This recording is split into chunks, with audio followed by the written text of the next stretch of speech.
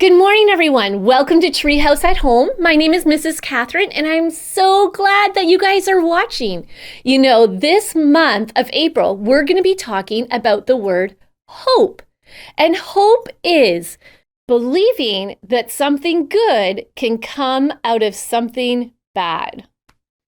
We know that life can be messy. There are things that are happening that are good and things that are happening that can be bad. But we know that through everything that happens to us, that God still loves us and that God has given us hope. We have a memory verse also this month, and this is our verse this month. It is John 16, verse 33b. In this world, you will have trouble, but be encouraged. I have won the battle over the world. We are going to be hearing some stories about Jesus in the New Testament of the Bible and about how he brought us hope.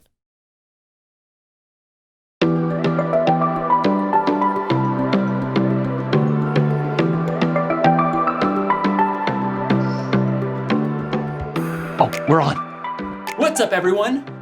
I'm Jacob. Have you ever been stuck inside your home? Maybe because of bad weather or because of a lockdown? Or how about this? Have you ever been stuck inside your home and then the power goes out? No TV, no internet. It's a nightmare. But it doesn't have to be all that bad. You can figure out something to do like a jigsaw puzzle. You see, puzzles can help us understand hope. Hope is believing that something good can come out of something bad. Now, usually a jigsaw puzzle comes in a box with a picture of the finished puzzle. This one, however, came in a bag. Guess I'll have to wait until I'm done to see what I'm working on.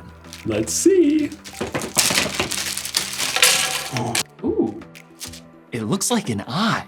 So the final picture will have a creature of some kind. Maybe a bunny rabbit, boing, boing, or a squirrel. I'm a squirrel. Or maybe it's not any kind of animal I've ever seen before, like a hairy monster that has like 8 legs and 6 eyes and is super furry. You know, it's hard to tell what the full picture will be when I'm only looking at one piece. Now the one piece looks like it's looking at me. Stop looking at me. In today's story, we'll hear about a group of people who expected something to happen, but they only saw one piece of the puzzle. I see you.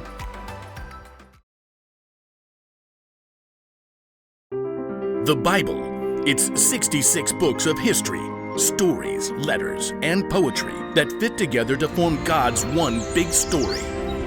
The epic adventure of how He created us and loves us so much that He made a way to rescue us. As we travel through the Bible, from Genesis to Revelation, we discover people who met God and found their lives changed forever. Now, for an amazing story. Inspired by the book of John, chapter 12, verses 9 through 16. When Jesus raised his friend Lazarus from the dead, news spread quickly. Many people believed in Jesus, and the religious leaders flew into a rage. If we let Jesus keep doing this, everyone will believe in him. He'll cause so much trouble, the Romans will come in and take over. So, it's decided. We will remove him. Please note the air quotes.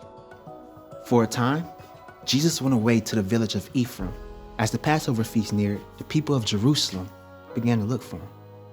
Isn't he coming to the feast? He'd be a fool. The Pharisees have given orders to arrest him. Jesus wasn't threatened by the religious leaders.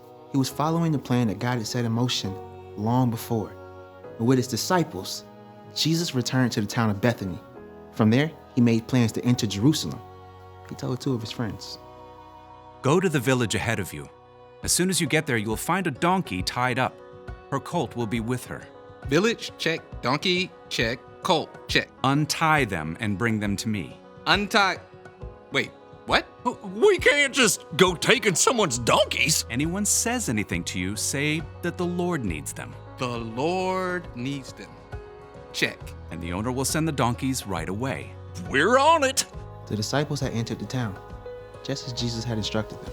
Well, there they are. And now we will just calmly untie them like we walk off every day with donkeys that don't belong to us. No biggie. Hey! Those are my donkeys. The Lord needs them. Oh, well, in that case, just remember the big one kicks real bad. And she likes figs. Jesus' friends brought the donkey to him and laid their coats across the coat's back for Jesus to sit on. He's walked a gazillion miles. Why does he want to ride a donkey now? Jesus wasn't too tired to walk. He was carrying out the plan that God had set in motion long before. Hundreds of years earlier, the prophet Zechariah had written, Say to the city of Zion, see, your king comes to you. He is gentle and riding on a donkey. Now Jesus was showing everyone that he was the king that God had promised. As he rode towards Jerusalem, excitement rippled through the crowds of travelers. They threw their coats down on the ground, making a path for him. Others broke large branches off of nearby palm trees, laying them across the road or waving them high. Hosanna! Oh, blessed is the one who comes in the name of the Lord! Some people ran ahead of Jesus as others streamed behind in a joyful, glorious parade. Hosanna! Hosanna! Blessed is the Lord! Hosanna! As the procession neared the city, people ran out to see what was happening. Who is this? This is Jesus, the prophet from Nazareth. Yeah, he brought Lazarus back from the dead. In all the excitement, though, one group of people was not pleased. The religious leaders. This isn't getting us anywhere. Look how the whole world is following him. Don't worry. I've got a plan A plan? to remove Jesus. Oh, right. The air quote. He won't last the week. But God was still at work, and nothing that anyone could do would stop God's plan to save the world.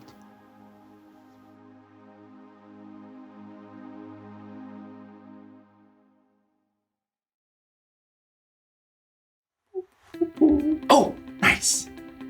Oh, hey, I didn't see you there. So anyway, many people believed Jesus was the Messiah, the Savior who came to rescue them, and they were right. But they thought that meant that Jesus was going to take over right then and take over as their king. And they were about to be very disappointed. But here's the thing about disappointment. We're disappointed when things don't go how we want or expect. We're disappointed when we don't get our way. But you've got to remember, when it comes to life, we can only see one piece of the puzzle. We only see that we didn't get invited to someone's birthday party. We see that mom or dad lost their job. We see that you or someone you know is hurt. We see the bad things happening right now. What we don't see, God is working out a plan for our future. God sees everything. God knows everything. And when you're disappointed with the way things are going, it's important to remind yourself that God isn't finished yet. God is putting your puzzle together. God is still working. That's the one thing to remember today. Whatever happens, remember, God is still working.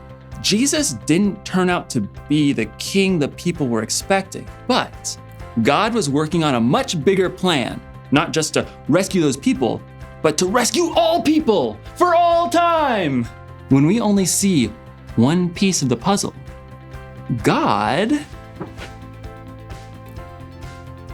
can see the whole picture. Wow. And what a picture it is. I'll see you next time.